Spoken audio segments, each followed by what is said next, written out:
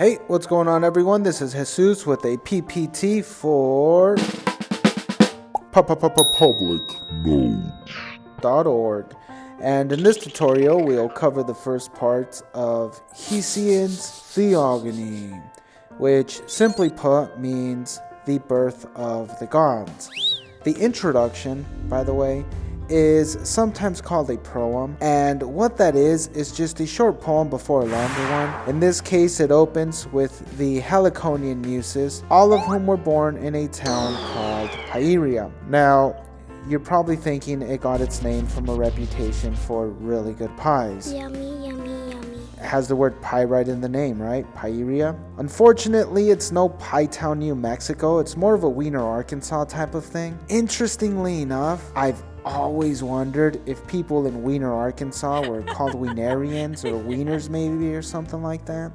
Imagine this. Imagine dating someone who had a kid in Wiener, Arkansas, and you had to tell people the person you were dating had a little wiener. Weird, huh? Now, you might still wonder, what in the flying funball is a Heliconian muse? Hesiod annoyingly assumes the reader has prior knowledge of Greek gods, culture, and geography, among many other things, which at the time the text was written were probably reasonable expectations from the author, but not so much in present day. So we'll cover these as we come across them in the book. Pieria, which is still in existence today, is located near a mountain named Olympus, on which in closing statements we are told the Muses live in lavish P. Diddy-sized mansions.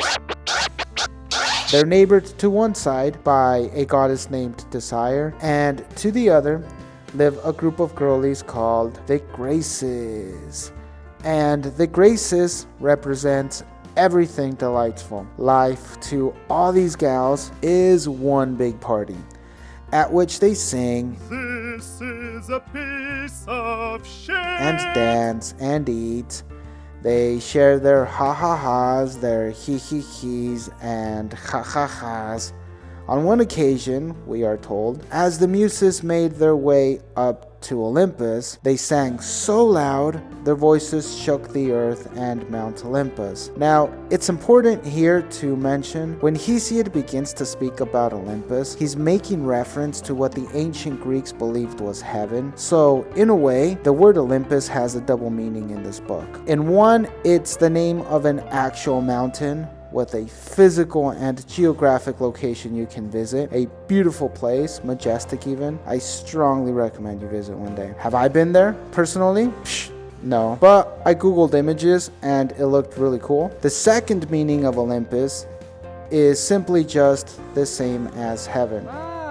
So when Hesiod tells us, "The voices of the singing muses resounded throughout the snowy peaks of Mount Olympus and the halls of mortals," what he's really saying is the voices of the singing muses shook everything on heaven and on earth. And what the muses always sing about are all the present, past, and future gods, their customs and their laws, as well as of their father Zeus. Which brings us to the story of how he met their mother. They're actually brother and sister, but that's a cup of tea for a later time. Known as the protectress of a town called Eleuthera, which in simple English just means Freetown. By name she is Mnemosyne, which means memory. Zeus met with Mnemosyne in the township of Pieria, where they did the nasty, shared a bed, and laid together for 9 whole nights. And because of this, they had 9 daughters. Who would have thought, right? Go figure. All of whom collectively were called the Muses. Individually, they were Euterpe, which is oftentimes interpreted as charming. Ourania translates into heavenly, and there was Clio, the significance of which is glory. Thalia holds a meaning close to generous, but also sometimes bountiful, plenty, or some would even say abundant. You get the point. Melpomone is the one who loves to sing, somewhat similar to the yodeling kid in America, right? The Walmart kid. And there was the one and only beautiful and famous Erato, whom you might know as Lovely. Terpsichore is the one who loves to dance. And there was Polymnia, whose name informs us of her many hymns and themes. Lastly, we are told about Calliope, the one whose voice is beautiful. She is best among the Muses, and Hesiod makes it a point to let us know that she is awesome because she is always ready to attend to the needs of all good kings. I guess the others take periodic breaks that we are not told about or something. They're like, "Oh, I'm sorry. I was eating a sandwich and watching South Park while the Ionian princess was being kidnapped." Anyway, I'll say it again for the people in the back. Calliope is best among the Muses because she is always ready to attend to the needs of all good kings. And all good kings are made by Zeus, who is king of heaven and of earth, as well as by the Muses, who, at the birth of any child that they love, sprinkle magic liquid on that baby's tongue. Quote, "This is why we have good kings," end quote. And as the newborn grows, words begin to flow like honey from that child's mouth. This holy gift, which we'll refer to as persuasive speech, it's actually, I think it's rhetoric actually. Anyway, this persuasive speech will allow the chosen child to effectively resolve social and political disputes. Apart from this, the Muses are unique insofar as in the hearts of each is a constant care to sing, and none of them have ever known what sorrow is. Wouldn't that be nice? If this sounds like something you'd be interested in, you're in luck.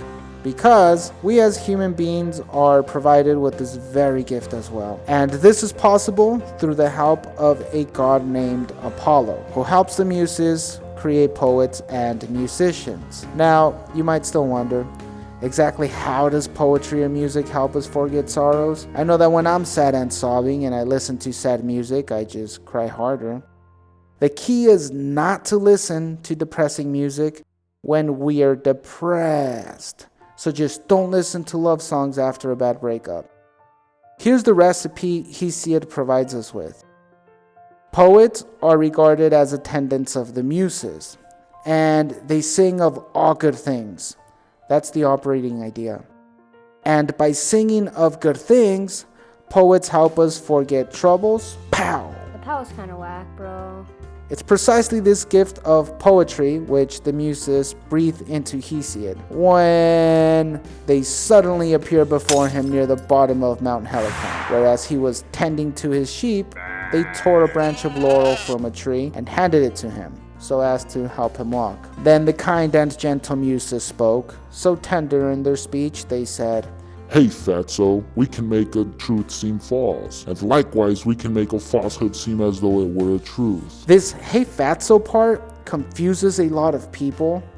There's actually a huge debate about this, because if the Muses can make a lie seem as though it were a truth, then how do we know they didn't lie to Hesiod? Now, this is an argument that I propose and support with Plato's Republic, where in Book 1, Socrates is arguing with some guy named Thrasymachus. I always thought that name was cool. And in the course of their argument, Socrates introduces the idea that someone who is the best at something must also be the best at being bad at that very same thing. Plato gives us an example in which the person who is best at keeping money safe must also be the best at stealing money. In a much similar way, Hesiod is simply establishing the Muses' absolute knowledge over a particular skill.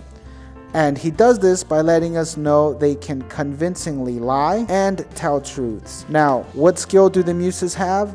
Well, we've been told this skill is pretty much summed up as persuasive speech. And the leap in logic we conclude is that the most persuasive person must be just as good at telling truths as much as she is good at telling lies. Therefore, the Muses can convince anybody of a lie just as much as if it were a truth. But because they are good, they will not lie. Boom chaka.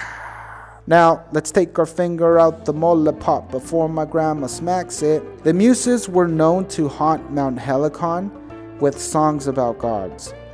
And it was on this very mountain that they washed their feet and danced around their father's altar, as well as in a stream called Permessos and another named Omeos. But we are also told about a waterfall that Hesiod refers to as a fountain. And this fountain is called Hippocrene, which translates to dun dun dun dun, the spring of the horse. And it got its name when a winged horse named Pegasus was casually hanging around Mount Helicon, relaxing, lamping around, when he kicked his hooves and from the impact formed a waterfall called Hippocrene. That pretty much sums up the proem. Here's a recap. Hesiod was feeding his sheep when he suddenly saw some cute girls bathing and singing and dancing in a stream. They kissed him and gave him a tree branch. He got really excited about it and he started to write some cool things about them. They were like, Wait, make sure you start your poem talking about us and also that you finish your poem in the same way. Keep in mind the divine gift was breathed into Hesiod and it was the art of poetry, but he calls it song. He says they gave him song. And oh yeah, before I forget, they are called Heliconian Muses because that's where Hesiod saw them, on Mount Helicon. And they are called Olympic Muses because they have their mansions on Mount Olympus. That pretty much concludes the proem. Depending on the translation you have, the names will be spelled differently. Don't let that be a headache for you. Down below is a link to a free copy of the text. They are not a sponsor, nor are they affiliated with this production in any way whatsoever. I do suggest that if you can afford it, use the translation assigned by your professor. Thanks for tuning in, and see you at the next tutorial. Bow. Bow wow.